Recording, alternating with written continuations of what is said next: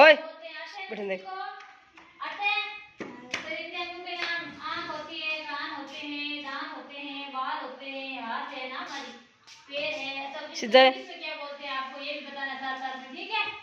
अब देखो जैसे मैं बोलती हूँ ना आपको सिखा हेड, नोज, ईयर, चिक,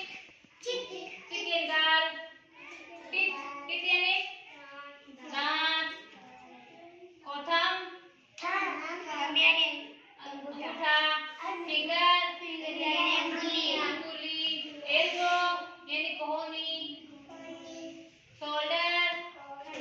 कंधा, नी यानी घुटना, लेग यानी पैर, टांग होती है ना, head, nose, ear, tip, lips, होठ है ना, आई, आई यानी आँख, हेयर, बाल, थंब, अंगूठा, फिंगर, फिंगर यानी अंगुली, एल्बो, एल्बो यानी कोहनी, एल्बो यानी क्या होता है कोहनी, हैंड यानी क्या होता है हाथ, और नी यानी घुटना, टांग, बॉडी यानी हमारा पूरा शरीर, B O D Y, body यानी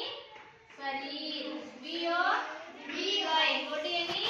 शरीर, ई वाई ई आई यानी आँख, N O S E nose यानी नाक, आँख की बोलो मेरी पट्टी,